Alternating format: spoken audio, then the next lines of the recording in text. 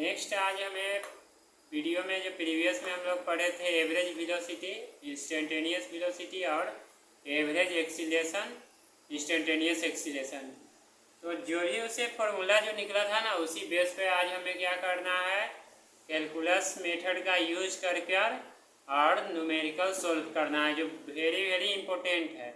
और कमेंट में ये भी बताना है जो क्वेश्चन मिलेगा उसमें से आप लोग में से कितने लोग बना पाते हैं अपने मन से, ठीक है। फिर 5 मिनट का टाइम भी मिलेगा और 5 मिनट में आप लोग सोल्व करिए, फिर हम उसको बताएंगे। अगर सोल्व कर लिए तो ठीक है ना, हमें कमेंट में लिखिए, और नहीं सोल्व किए फिर हम बनाएंगे उससे। तब देखिए क्वेश्चन, ठीक है। तो क्वेश्चन है हमारा इस तरह का दिया हुआ, at a straight line path, यानी एक स्ट्रेट लाइन पाथ पे सीधी रेखा के पथ पे, ठीक है।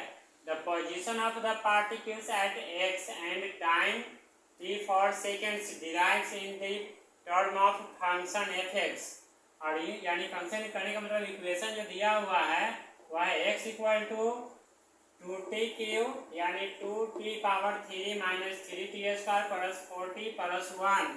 तो बताना है at time t equal to 1 second, ये पोजीशन ऑफ द पार्टिकल्स यानी 1 सेकेंड में बताना है पोजीशन ऑफ द पार्टिकल्स क्या है। फिर है at time t equal to 2 seconds velocity या स्पीड ऑफ द पार्टिकल्स, यानी बताना है time t equal to 2 second पे पार्टिकल्स का वेलोसिटी या स्पीड क्या है वह हमें बताना है। फिर है at time t equal to 3 second acceleration of the particles, यानी टाइम 3 सेकेंड्स के लिए पार्टिकल्स का जो एक्सीलरेशन है वह क्या है यह हमें बताना है एक्सीलरेशन। और at what an time the momentary of particles will becomes in rest, क्या किसी से ऐसा समय होगा जिसमें पार्टिकल्स जो है वह रेस्ट में हो जाएगा। तो रेस्ट में होने के लिए क्या होना चाहिए, जीरो हो जाना चाहिए।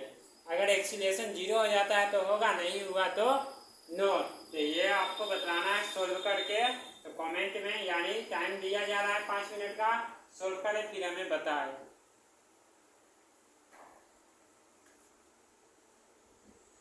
ये वहाँ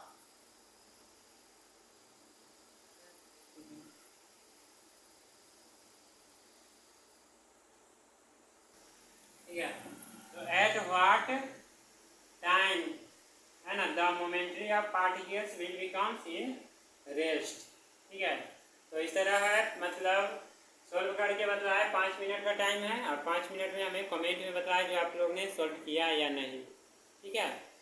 और कमेंट में जल्द ही लिख कर बताएं। और यह क्वेश्चन जो है ना यह बहुत ही इम्पोर्टेंट है, VVI है, और ख़ासकर आपको कंपटीशन के लिए जो नीट का एग्ज़ाम का तैयारी करते होंगे और ये IITians हो या स्टेट इंजीनियरिंग का हो।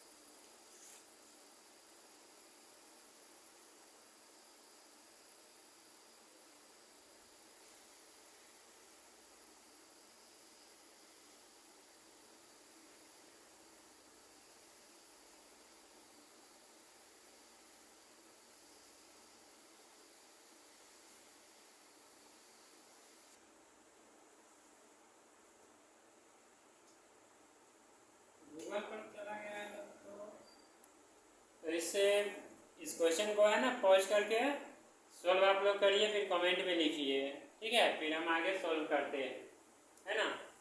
तो अब हमें देखना है यहाँ पर at time t equal to 1 second और पोजीशन ऑफ द पार्टिकल, यानी पूछा जा रहा है पोजीशन ऑफ द पार्टिकल्स करने का मतलब डिस्प्लेसमेंट।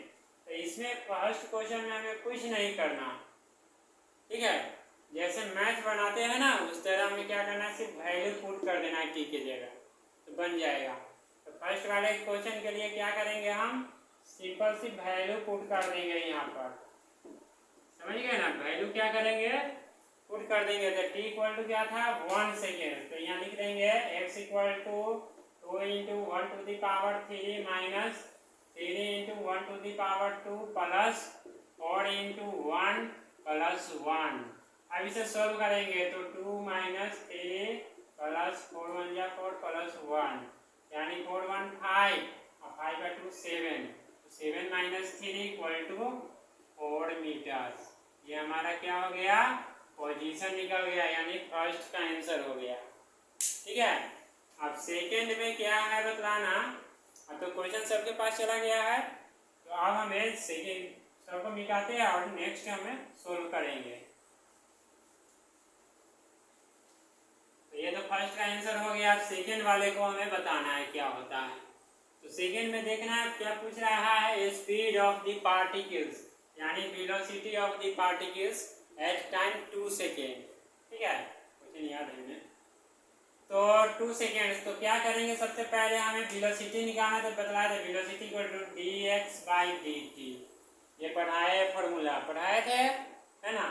तो dx by dt equal to, तो वही यहाँ पर आप इसका क्या करेंगे, डिफ्रेंसिएशन करेंगे। आप देखिए डिफ्रेंसिएशन कैसे होते हैं, अभी तो 11th के मैथ में पढ़ना नहीं, मैथ वाले खासकर ध्यान देंगे, जो भी मैथ पढ़ते होंगे उनके लिए अच्छा है, जो 12th में प्रॉब्लम नहीं होगा, ठीक है, और अपने से सोल्व कर सकते हैं। तो डिफरेंशिएशन में dx बाई dt किए हैं, यानी इसका डिफरेंशिएशन कर देंगे, तो d बाई dt ब्रैकेट में लिख लेंगे इस तरह 2t cube minus 3t square plus 4t plus 1। Math वाले खासकर ध्यान देंगे, अब बाकी बात तो बायो वाले हैं वो तो ध्यान देंगे ही। d बाई dt और इसका करेंगे 2t power 3 minus d by dt 3t square plus d by dt 4t और प्लस d बाई dt 1। आप देखिए यहाँ पर डिफरेंशिएशन में लिखवाए थे, यानी इन्वर्स प्रोसेस होते हैं इंटीग्रेशन का, इंटीग्रेशन में लिखवाए थे जो पावर है ना ऐड करते हैं, तो इसमें पावर को क्या करते हैं, माइनस ही कर देते हैं, ठीक है। और ये भी है, जैसे ये पावर दिया हुआ है तो इसको इससे मल्टीप्लाई करेंगे, ये भी लिखवाए थे x to the power n, तो nx पावर n माइनस 1 लिखवाए थे, है ना। डिफरेंशिएशन में लिखवाए थे d बाई dt और x to the power n, तो क्या होता है nx to the power n minus 1, तो वही यहाँ में करना है ना। तो n तो यहाँ पर लिख देंगे इसका 3 इंटू 2 और इसके बाद क्या हो जाएगा 3 माइनस 1, पावर माइनस कर दिए, फॉर्मूला पर है, इस तरह आप सोल्व करेंगे। इसके बाद इसको भी करेंगे इसी तरह 2 इंटू 3 और 3 माइनस 1, पावर माइनस 1 के लिए फॉर्मूला पर, और फिर प्लस 4 इंटू, यहाँ तो t के पावर 1 है तो 1 ही रहेगा, तो 1 का तो कोई वैल्यू होता ही नहीं है, तो सीधे t और t पावर माइनस 1, है ना, 1 कर दिए। और कांस्टेंट का क्या होता है, तो 0 होता है, कांस्टेंट का जो डिफरेंशिएशन करते हैं वो क्या होते हैं 0 होते हैं, यह ध्यान में रखेंगे। अब इसको सोल्व करेंगे, 3 2 या 6 कितना हो जाएगा 6t स्क्वायर, 3 में से 1 माइनस करेंगे तो 2 बच जाएगा, माइनस फिर ये 3 2 या 6 6t हो जाएगा, और प्लस कितना हो गया 4, t में से यानी 1 में से 1 तो 0, t पावर 0 तो वैल्यू 1 होता है ना, 4 इंटू 1 तो 1 है, ये हमारा क्या निकल गया वेलोसिटी ऑफ द पार्टिकल्स निकल गया स्पीड ऑफ द पार्टिकल्स। अब हमें बतलाना है एक्सीलरेशन, ठीक है, इसको मिटा देते हैं, है ना, अच्छी तरह समझ में आ गया होगा।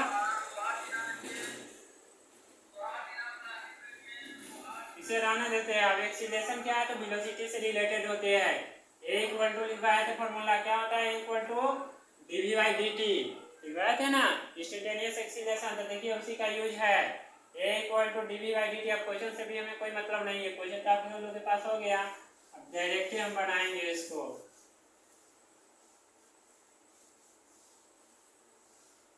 तो देखिए ए इक्वल टू फॉर्मूला लिखवाए थे प्रीवियस वीडियो में, देखिएगा dv बाई dt।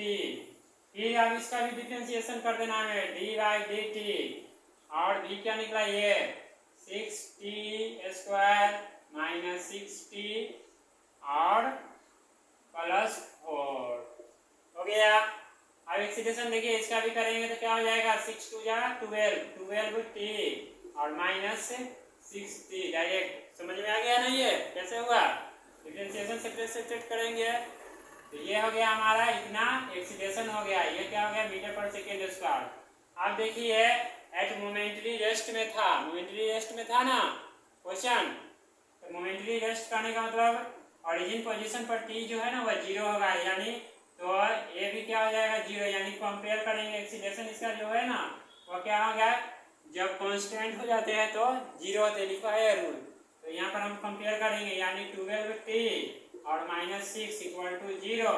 तो 12t इक्वल टू कितना हो जाएगा 6, तो t इक्वल टू 6/2 यानी 12, 1/2 हो गया। क्या हो गया 1/2 हो गया। ये तो क्या कहते हैं 0 नहीं आया है, ठीक है। तो हमारा जो आंसर फोर्थ का जो था उसमें 9 लिखेंगे। और दूसरी बात एक्सीलरेशन भी क्या है हमारा निकला है पॉजिटिव फॉर्म, है ना, पॉजिटिव फॉर्म में है ना, तो ये भी हमें ध्यान में रखना है, ठीक है। तो इस तरह ये हो गया आज के लिए। ये फिर हम लोग नेक्स्ट वीडियो में पढ़ेंगे graphical representation equation of motion, first equation से सेकेंड थर्ड, ठीक है। तो हम नेक्स्ट वीडियो में पढ़ेंगे।